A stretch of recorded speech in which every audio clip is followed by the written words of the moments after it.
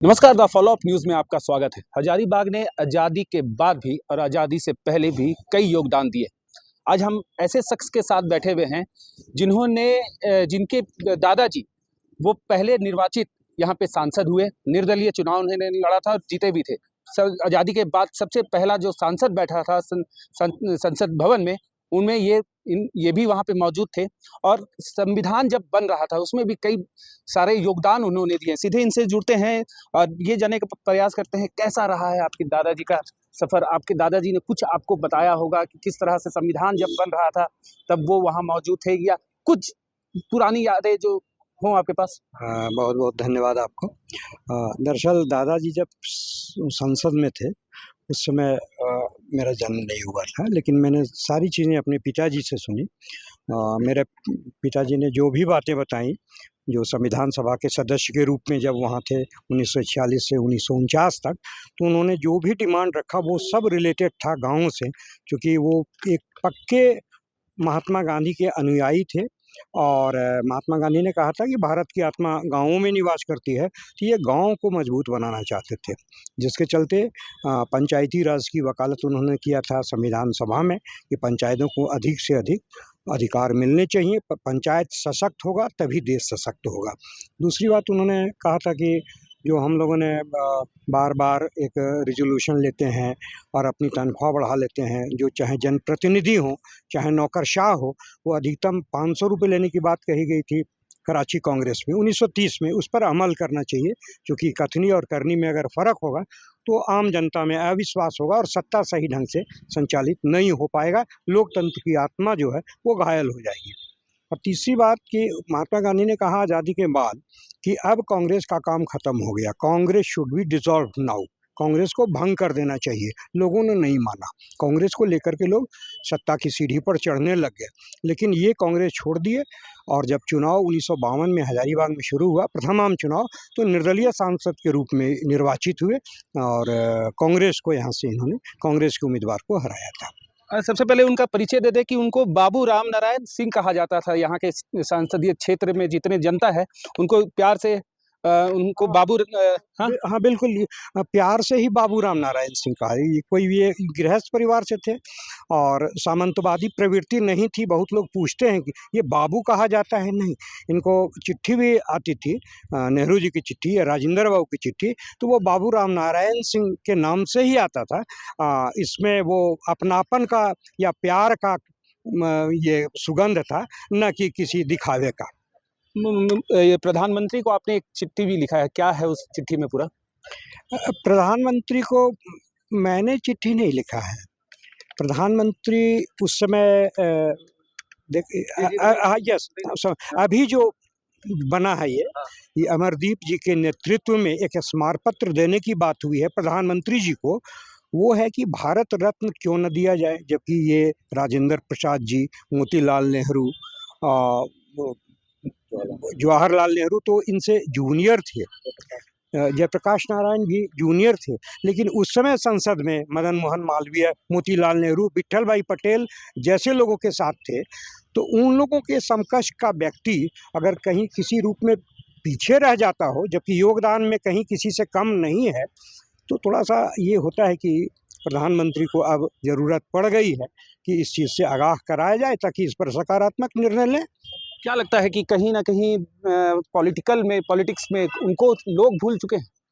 राजनीति में तो इनकी चर्चा नहीं होती है, जबकि अलग झारखंड राज्य के निर्माण में अगर किसी व्यक्ति का सबसे ज़्यादा योगदान रहा है तो बाबू राम नारायण सिंह जी का रहा है। ये मैं नहीं कह रहा, ये दस्तावेज कह रहे हैं। बलवीर दत्त की किताब झारखंड आंदोलन की कहानी निर्छीर विवेक पढ़ा जाए, संसद के दस्तावेज अगर तलाशे जाएं, तो सब में ये मिलता है कि झारखंड को अलग किया जाना चाहिए। लेकिन उस समय ये सक्रिय थे पूरे आंदोलन में। ये आंदोलन उस समय तो जैसे अभी चल रहा है, लिख पढ़ के देना, स्मारक पत्र देना, स्टेट रीऑर्गेनाइजेशन कमीशन जब आया यहाँ रांची में, उससे मिलना, उनको सारे दस्तावेज सौंपना कि क्यों चाहिए झारखंड, ये सब चीज़ों के लिए तो संघर्ष वैचारिक रूप से करते ही रहे थे। हमारे साथ अमरदीप यादव जी हैं, इनसे सीधे जुड़ते हैं। गणतंत्रता दिवस के हम लोग 76वां जयंती मनाने जा रहे हैं, कल है, तो क्या लगता है कि इस आज़ादी और गणतंत्रता दिवस के अवसर पे उन्हें याद किया जाना चाहिए था? देखिए, भारत सरकार आज़ादी का 75वां महोत्सव मना रहा है, आज़ादी का अमृत महोत्सव मना रहा है। और आज़ादी के अमृत महोत्सव में बाबू राम नारायण सिंह जी का हम लोग ने भारत रत्न देने की मांग हम लोगों ने किया। और इसका केवल मांग आज से हम लोग नहीं किए, इसका अभियान चलाएंगे। क्यों हम लोग भारत रत्न देने की मांग बाबू राम नारायण सिंह जी को करते हैं? क्योंकि झारखंड अलग होने की मांग सबसे पहले प्रथम व्यक्ति थे जिन्होंने संसद के अंदर भारत झारखंड को अलग राज्य देने की मांग को इन्होंने किया। दूसरा कि गौ हत्या पर प्रतिबंध लगे, गौवंशीय पशुओं, गौवंशीय नस्लों को जो है संवर्धन संरक्षण देना चाहिए। और इस देश में जहाँ भी विशेषकर 1955 में गौ रक्षा के लिए आंदोलन जब मथुरा में उत्तर प्रदेश में कृष्ण जन्मभूमि में जब हुआ, उस समय सांसद रहते बाबू राम नारायण सिंह उस आंदोलन में पहुँचे और इसके साथ जाति भी हुई, इनके साथ जाति भी हुई।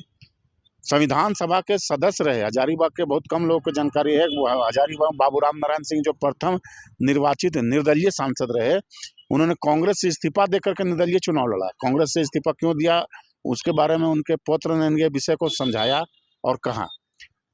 हम लोग ये जानते हैं कि श्यामा प्रसाद मुखर्जी जब 1952 में उन्होंने कश्मीर की यात्रा की, इसके विरोध में कि 1949 में जम्मू कश्मीर में धारा 370 लगा दिया गया, तब श्यामा प्रसाद मुखर्जी ने आंदोलन की शुरुआत इसकी की कि जम्मू कश्मीर में 2 विधान, 2 संविधान, 2 निशान नहीं चलेगा, धारा 370 हटना चाहिए। तो उन्होंने दिल्ली से ट्रेन से यात्रा जम्मू कश्मीर की और उस यात्रा के दौरान बाबू राम नारायण सिंह श्यामा प्रसाद मुखर्जी के साथ थे, गुरुदत्त थे, बलराज मधोक जी थे और उन्होंने भी इसका मांग किया कि धारा 370 हटना चाहिए। आज धारा 370 हट गया। 2019 में प्रधानमंत्री श्री नरेंद्र मोदी जी बरही विधानसभा के चुनाव में सभा के दौरान उन्होंने कहा था कि बाबू राम नारायण सिंह जी ने समय से पहले या उस समय के लोगों में से एक थे जिन्होंने कांग्रेस का चरित्र को समझा कि कांग्रेस ही इस देश में भ्रष्टाचार की जननी है और कांग्रेस को यथावत तुरंत ही इसको भंग कर देना चाहिए। बाबू राम नारायण सिंह जी राष्ट्रीय स्वयंसेवक संघ के कार्यक्रम 1956 में जब परम पूज्य द्वितीय संचालक श्री गुरु गोलवलकर जी का 50वीं जन्म शताब्दी वर्ष मनाया जा रहा था, तो मथुरा उत्तर प्रदेश में राष्ट्रीय स्वयंसेवक संघ के द्वारा जो आयोजित कार्यक्रम था उसमें सभापति के रूप में हजारीबाग से बाबू राम नारायण सिंह निर्दलीय सांसद के रूप में वो गए थे। तो इनका इतिहास में जब गहराइयों पर आप जब जानेंगे तब आपको लगेगा कि इनके समकक्ष के लोग, ये इनसे जूनियर लोग, जूनियर शब्द का इस्तेमाल थोड़ा सा नहीं होना चाहिए, लेकिन इनके समकक्ष या इनके बाद के जो लोग हैं उनको भारत रत्न दिया गया। इनका व्यक्तित्व, इनका कृतित्व तो राष्ट्रीय स्तर का था। ये राष्ट्रवाद और हिंदुत्ववाद के विचारधारा से ओतप्रोत थे और ये जो भी ये बात कह रहे हैं अभी सच हो रही है। इन्होंने उस समय श्यामा प्रसाद मुखर्जी के साथ कहा धारा 370 हटना चाहिए, हट गया। इन्होंने उस समय कहा कि प्रधानमंत्री को प्रधान सेवक कहना चाहिए, मंत्रिमंडल को सेवक मंडल कहना चाहिए और नौकरशाह को जो है वो सेवक कहना चाहिए। तो अभी प्रधानमंत्री श्री नरेंद्र मोदी अपने आप को अभी कहते हैं कि मैं प्रधान सेवक हूँ। अभी जो है पंचायती राज को सशक्तिकरण की बात होती है और अभी ऐसा कहा जाता है कि सत्ता का विकेंद्रीकरण होना चाहिए, समाज के अंतिम व्यक्ति तक जो है वो समाज का विकास की किरणें पहुंचनी चाहिए। इन सारे विषयों को लेकर के हम लोग ये मांग करते हैं कि बाबू राम नारायण सिंह जी को भारत रत्न मिले और इस अभियान को हम लोग आगे बढ़ाएंगे। झारखंड के सभी सांसदों से मिलेंगे, दिल्ली जाकर के नेताओं से मिलेंगे। चलिए, बहरहाल बाबू राम नारायण सिंह को राष्ट्रपति पुरस्कार देने का, भारत रत्न देने का ये प्रयास जारी रहेगा इन लोगों के द्वारा, क्योंकि परिवार और यहाँ के जो लोग हैं, संसदीय क्षेत्र के लोग हैं, वो लगातार इसकी मांग कर रहे हैं। अपने सहयोगी आशीष यादव के साथ मैं Piyush Mishra, the follow up news, Hazaribagh. एवं इंजीनियर बनकर भरे सफलता की ऊंची उड़ान, जहां साधारण छात्र भी झारखंड टॉपर्स बनकर बना रहे इतिहास। दूरदर्शी शिक्षाविद श्री विपिन सिंह के मार्गदर्शन में मेडिकल एवं इंजीनियरिंग के लाखों छात्रों के लिए आशा की किरण के रूप में गोल nations leading institute. thefollowup.in. Like, share and subscribe. www.thefollowup.in